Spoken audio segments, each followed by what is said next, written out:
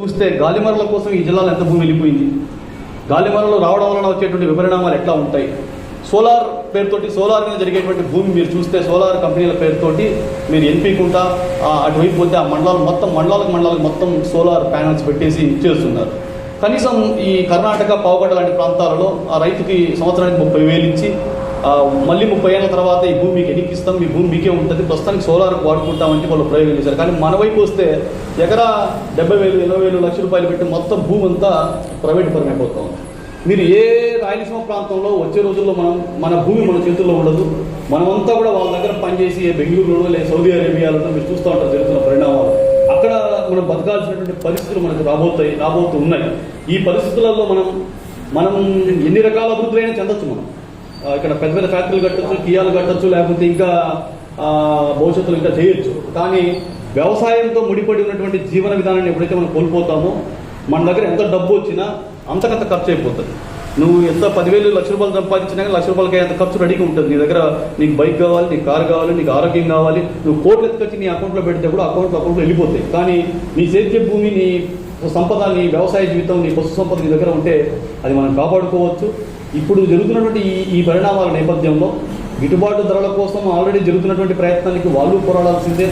అసలు పండించే క్రమంలో మీరు ఒకవేళ ప్రకృతి సేద్యమో లేకపోతే సేంద్రియ సేద్యమో పండించి ఈ సమాజానికి అంతా ఇచ్చి సేవ చేయకపోయినా మన ఇంట్లో మనం బతకడానికైనా మనకు కావాల్సిన ప్రకృతి సేద్యంతో బతకడానికి మనకు 10 ఎకరాలు ఉంటే 1 ఎకరాలో 2 ఎకరాలు ప్రకృతి సేద్యం చేయించుకొని మనము, మన పిల్లలు, మన ఇంట్లో వాళ్ళైనా, మన బంధుమిత్రులైనా సేఫ్గా ఉండడానికి ఖచ్చితంగా మనం ప్రకృతి సిద్ధ వ్యవసాయాన్ని తక్షణం మనం తీసుకోవాల్సిన అవసరం ఉంది.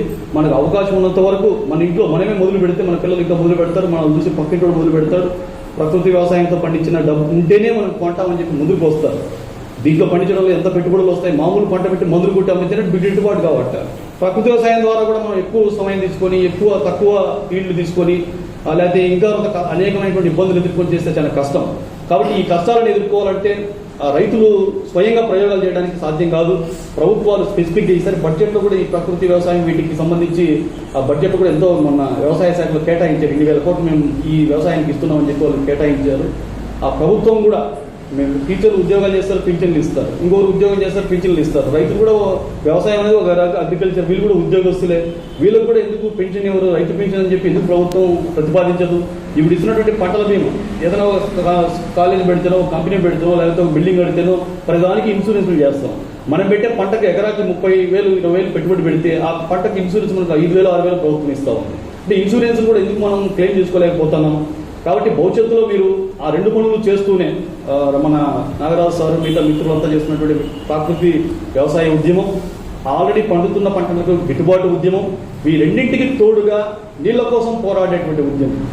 ఈసారి చెప్పిన దాంట్లో వెంటనే ప్రయోజనం కనిపిస్తుంది, ఆ సారి చెప్పిన దాంట్లో రక్షణ ప్రయోజనం కనిపిస్తుంది. 10 మంది కలవడానికి 2 గుంపు అవుతారు. కానీ మేము చేసే పోరాటాలు, దశరథన్ రెడ్డి గారు, మేము రాయలసీమ నీళ్ళ కోసం పోరాటాలు అంటే అవి నీళ్ళు వచ్చేది లేదు, అయ్యేది లేదు, పోయేది లేదు, ఎండిపోతావు లేపో అనుకుంటారు. కాబట్టి ఆ పోరాటం మనం చేయాలి. ఆ పోరాటం వైపు మీరంతా అడుగులు వేయాలి. మీరు 1 కోటి ఎకరాల భూమి ఉంది రాయలసీమలో, 1 కోటి ఎకరాలు ఉంది, 1.5 కోటి ఎకరాలు ఉంది మొత్తం 4 జిల్లాలలో. ఒక 50-60 లక్షల ఎకరాలు తీసేస్తే 1 కోటి ఎకరాలు నీళ్లు పారే భూమి, మంచి భూమి ఉంది.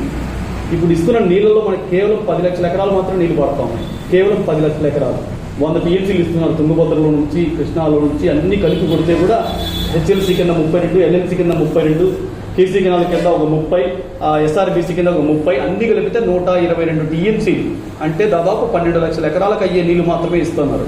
ఇంకా మిగతా భూమి అంతా 90 లక్షల ఎకరాలు, అంటే మినిమం 85 లక్షల ఎకరాలకు నీళ్లు కావాలి. ఆ నీళ్ళు ఎక్కడి నుంచి రావాలి? మొత్తం ఈ నదుల నుంచి తీసుకునేకి అవుతుందా? ఆ నదుల్లో మన వాటా ఇంతే, నీ వాటా అంటున్నారు. 122 టీఎంసీలు కంటే నీకు చుక్క రావంటున్నారు. రేపో మాపో కోర్టు తీర్పు ఇవ్వబోతోంది. ఈసారి తీర్పిస్తే మళ్ళీ 50 ఏళ్ళు అడిగేయలేదు, మళ్ళీ ఒక 25 ఏళ్ళు 50 ఏళ్ళు అడిగేయలేదు. ఆ తీర్పు 1974లో ఒకసారి తీర్పు ఇచ్చారు, మీకు 122 టీఎంసీలు ఇస్తానని చెప్పి. ఇది నిన్నటి దాకా 2004 దాకా అది పని జరిగింది. ఇప్పుడు 2004లో ఒక కమిటీ వేసి ఒక తీర్పు ఇవ్వబోతున్నారు. ఈ 122 నీకు మళ్ళీ ఇస్తాను, ఇవ్వమంటే ఇంకా 100 ఏళ్ళు 50 ఏళ్ళు ఉండాలి. మళ్ళీ ఎవరు కోర్టుకు పోయేదానికి కూడా లేదు, ఎక్కడ వేయకలేదు. ఆ 122 నాకు ఎందుకు ఇవ్వాలి? తుంగభద్రలో నీళ్లు పొర్లుకొని పోతా ఉన్నాయి. ఈరోజు మీరు చూసి ఉంటారు, తుంగభద్ర డ్యాంలో గేట్లు ఎత్తేసారు. కర్నూలు దాటి 100 టీఎంసీలు కిందికి పోతున్నాయి. శ్రీశైలంలో ఇవ్వబోతాయి. శ్రీశైలంలో పోతే మళ్ళీ గేట్లు ఎత్తేస్తారు, అన్ని కూడా అడిగిపోతాయి. కిందికి పోతాయి. మనం అనంతపురం లాంటి ప్రాంతాలకు లేకపోతే కర్నూలు లాంటి ప్రాంతాలకు ఈ తుంగభద్ర నుంచి పొరుగుని పోతా ఉండే నీళ్ళు ఒక కాలువ తీసి ఇప్పుడు ఆల్రెడీ హెచ్ఎల్సీ ఒక కాలువ ఉంటుంది కనేకల మీద మనకి ఇక్కడికి వస్తుంది అనంతపురం ఊరు ఈ వెనకే ఈ ఇంటి వెనకే పోతుంటుంది కాలువ హెచ్ఎల్సీ. అక్కడ స్టార్ట్ అయ్యి ఆ నీళ్ళు వచ్చే లోపల ఇక్కడికి ఒక ఎన్ని పోతాయండి సన్న కాలువ అయిపోయింది. ఇట్లా వరద వచ్చినప్పుడు 4 రోజుల పాటు పెద్ద కాలువ ఒక 4 రోజులు వేగంగా నీళ్లు పోయేటప్పుడు బయటికి నీళ్లు మనం తోడుకొని వచ్చి మన జిల్లాలో మనం నిల్వ ఉంచుకోవడానికి దాదాపు 100 టీఎంసీల నీళ్లు నిల్వ ఉంచుకోవచ్చు. ఒక్క జిల్లాలో ఒక్క అనంతపురం జిల్లాలోనే 100 టీఎంసీలు స్టాక్ పెట్టుకోవచ్చు. ఇంకా కొత్త ప్రాజెక్టులు కూడా కట్టాల్సిన అవసరం లేదు. ఇప్పుడు ఆల్రెడీ ఉండే వాటికి ఉండే చెరువులకు నీళ్లు కరెక్ట్గా ఇస్తే ఒక 4 రోజులు అక్కడ తోడుకోవడం, ఆ తోడుకొచ్చినవి 100 టీమ్స్లు స్టాక్ పెట్టుకోవడం. ఒక్కసారి 100 టీమ్స్లు స్టాక్ పెట్టుకుంటే 3 సంవత్సరాలు మనం ఎవరిని అడగాల్సిన పని లేదు. ఇది గత 100 సంవత్సరాలుగా నీళ్లు పోతానే ఉన్నాయి. ప్రతి సంవత్సరం మీరు కర్నూలు దాటి తుంగభద్ర అనేది వరద కొట్టుకొని పోతా ఉంటుంది, మీరు గమనించి ఉంటారు. నిజానికి అది దాటి కిందికి పోవాల్సింది కేవలం 10 టీఎంసీలు మాత్రమే, మిగతా నీళ్ళన్నీ పైనే ఉండాలి. సుంకేశ్వర డ్యామ్ దగ్గరికి 10 టీఎంసీలు మాత్రమే ఇవ్వాలి మనం కర్నూలు దగ్గరికి. 10 కాదు కదా, ప్రతి సంవత్సరం మీరు సరాసరి లెక్కలు తీసుకుంటే 200-300 టీఎంసీలు నీ కిందికి కొనుక్కొని పోతా ఉన్నాయి. మనం అవి ఎందుకు అడగలేకపోతున్నాం? పోనీ శ్రీశైలంలోకి వస్తాయి నీళ్లు, ఏడంటే పైన ఉన్నాయి, కర్ణాటకలో ఇవ్వరు కాబట్టి కిందికి వెళ్ళిపోతున్నాయి. శ్రీశైలంలోకి పోతే అక్కడ మనం తోడుకుందాం అనుకుంటాం. ఇవన్నీ శ్రీశైలంలోకి రేపో మాపో పోతాయి, మర్నాడు గేట్లు ఎత్తేస్తే అన్ని మళ్ళీ కిందికి వెళ్ళిపోతాయి, నాగార్జున సాగర్కి వెళ్ళిపోతాయి. నాగార్జున సాగర్కి వెళ్ళిపోతే కింద నాగార్జున సాగర్ వాళ్ళకు 200-300 టీఎంసీలు నీళ్లు పడుతుంది ప్రాజెక్ట్. అది 300 టీఎంసీలు పడుతుంది ఒకటే ఒక ప్రాజెక్ట్. శ్రీశైలం 200 టీఎంసీలు పడుతుంది. తుంగభద్ర 120 టీఎంసీలు పడుతుంది. 120, 220, 300 మొత్తం కింద ఉన్నటువంటి ఈ నీళ్ళన్నీ కూడా కిందికి పోతే ఈ వచ్చిన నీళ్ళన్నీ కిందికి పట్టుకొని వెళ్ళిపోతాయి. నువ్వు పొరపాటు స్టాక్ పెట్టుకుంటామంటే పెట్టేయలేదు. తుంగభద్ర దగ్గర నువ్వు స్టాక్ పెడితే పెట్టిన ఎత్తేస్తారు గేట్లు. పోనీ శ్రీశైలం దగ్గర పెడతామంటే ఇప్పుడు 850కి వచ్చినాయి, రేపు 55కి వచ్చేస్తారు, 55కి వస్తుంటే కింద ఎత్తేస్తారు. కింద ఎత్తితే నీళ్ళన్నీ మనకు అందం పైకి పోతే పోతిరెడ్డి పాళ్ళు నీళ్ళు బయటికి రావాలంటే ఈ వరద ఇట్లే రావాలి. 3 నీళ్ళు ఎందుకు వస్తుంది వరద? ఇంకొస్తే 20-30 రోజులు వస్తారు. 20-30 రోజుల కంటే ఎక్కువ రాదు వరద. ఆ వచ్చిన వరద కాలంలో ఆ పోతిరెడ్డి పాడు నుంచి నీళ్ళు తీసుకోలేము మనం, ఎందుకంటే వాళ్ళు పైకి ఎత్తేస్తారు. ఇప్పుడు గేట్లు ఎత్తుతారు. ఇప్పుడు గేట్లు ఎత్తకుండా ఆపాలి. 854 అడుగుల దగ్గర ఆపండి అని చెప్పి 69 జీవోలో ఒక జీవో ఉంది. ఆ జీవో ప్రకారం 854 అడుగులు ఇష్టం ఉన్నా ఇష్టం లేకపోయినా ఆపాలి. అక్కడ ఆపి రాయలసీమ ప్రాంతాలకి మద్రాసుకి నీళ్ళు ఇవ్వాలి. ఇవ్వరు. ఇప్పుడు అక్కడ 854 అడుగుల దగ్గర వరకు గేట్లు ఎత్తద్దని చెప్పేవాడు కావాలి. ఎవరు చెప్తారు ఈ ప్రభుత్వానికి? 854 కదా, 800 ఎత్తేస్తే మేము నీకు ఎత్తా అంటారు. ఏమంటే మేము ముందు నుంచి వాడుకుంటున్నాం అంటారు. మీకేమైనా 2 ఓట్లు ఉన్నాయా? 2 ఆధార్ కార్డులు ఉన్నాయా? పోనీ 2 పన్నులైనా కడుతున్నావు, నువ్వేనా ట్యాక్స్ ఏమైనా ఎక్కువ కడుతున్నావా? వేరే వాళ్ళు ఏమన్నా వేరే ప్రాంతాలు 3 పంటలు పండించుకోవడానికి ట్యాక్స్ కడుతున్నావా? 5 ఏళ్లలో మనకు ఒక పంట పండుతుంది, 5 ఏళ్ళకి ఒకసారి వర్షం వస్తుంది, ఏదో పంట పండిస్తాం. వాడికి 5 ఏళ్లలో 15 పంటలు పండింటాయి, 15 ట్యాక్స్లు కట్టు. నువ్వు సంవత్సరానికి మేము రూపాయి కడతావు, నువ్వు 10 రూపాయలు కడతావా? కట్టవా? అంటే నువ్వు ఆదాయం పొందడంలో, సహజ వనరులను పొందడంలో నువ్వు మాత్రం లబ్ధి పొందుతా ఉన్నావు. ఆ సహజ వనరులను వినియోగించుకోవడంలో, ట్యాక్సులు కట్టడంలో బాధితులు కావడంలో మేము నష్టపోతున్నాం. మీరు కావాల్సింది చూడండి, మనం అంటే ఒక లెక్కలేదు ఈ ప్రాంతంలో. రాయలసీమ వాళ్ళంటే వీళ్ళు చెప్పడానికి మనకి పెద్ద పెద్ద సినిమాలలో పెద్ద పెద్ద రెడ్లని, పెద్ద పెద్ద నాయుళ్ళని, పెద్ద పెద్ద బలవంతులని, శ్రీకృష్ణదేవరాయ వారసులని, అది ఇదని చెప్పుకుంటామే కానీ నిజానికి ఆ పోరాటం చేసేంత శక్తి దమ్ము మనకు లేదు. మనలో ఉన్న జీవం చెడిపోయేదానికి చాలా పనులు చేస్తాం కానీ బాగుపడడానికి ఒక పని చేయదు.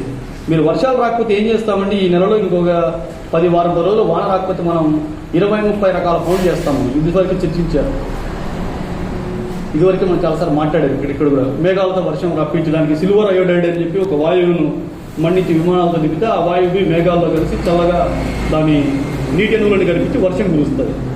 ఆ వర్షం కురిస్తే ఆ వర్షం వల్ల ఎన్ని రకాల సమస్యలు ఉంటాయో, ఈ కెమికల్ రియాక్షన్స్తో వచ్చే వర్షాలు భూమిలో పడి పంట పడితే ఇప్పుడు అర్థమవుతుంది. ప్రస్తుతానికి ఒకవేళ కావాలనుకుంటే మన దుబాయ్లో కురిపించారు, పెద్ద వాన కురిపించారు, ఇట్లాంటి వాన చైనాలో కురిపిస్తుంటారు, మనం కురిపిస్తాం అనుకోండి. ఇది ఒకటి. మీరు రఘువీరారెడ్డి కాలంలో ఒకసారి చూసాం మనం, మేఘమలంతో వర్షం కురిపించి. ఇది అన్ని సందర్భాల్లో సాధ్యం కాని పని. 2 సంగీతంతో కూడా అంటే కొన్ని టెస్టింగ్లు చేసి ఒక చోట వచ్చింది, ఒక చోట రాలేదని చెప్పారు.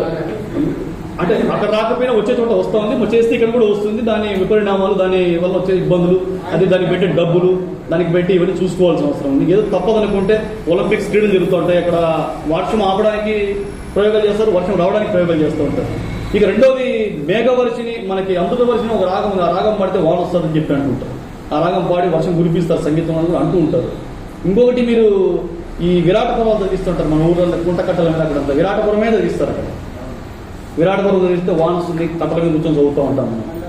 ఆ విరాటపురం చదివితే ఎందుకు వాన వస్తుంది అనేది అది వేరే కదా, ఇంకొక సందర్భంలో మనం చెబుతాం. ఇంకొక చోట కప్పలకు పెళ్లిళ్ళు చేస్తూ ఉంటారు. మనుషులు పలికితే ఆ భగవంతుడు ఎవడు పలకట్లేదు. ఈ కప్పలన్నారు ఇస్తే కప్పలకు చాలా అవసరం. మనకు అవసరం లేకపోయినా దానికి దాదాపు 6-7 నెలలు నీళ్ళు సందుల్లో ఉంటాయి. వాన కావాలి దానికి. జూన్, జూలై, ఆగస్టు వచ్చిందంటే వర్షం కావాలి. కప్పలతో అర్పిస్తారు, కప్పలకు పెళ్లిళ్ళు చేస్తారు, ఇతర పనులు చేస్తారు. ఇట్లాంటివి రాయలసీమ గ్రామాలలో 50 రకాల పనులు చేస్తారు. ఎవరైనా వింటే ఏది పిచ్చి నాయలు ఎట్లా చేస్తారని అనుకుంటారు. మనం ఎవరు అనుకుంటారు? పక్కన వాళ్ళు అనుకుంటారు. కానీ పిచ్చి పట్టి చేయలేదు. పంట పెట్టేసి ఇద్దాం, జూన్లో వర్షం పట్టింది, పంట పెట్టిద్దాం, పంట రాదు. ఆ వర్షంకాలం చూసుకొని వీడు ఒక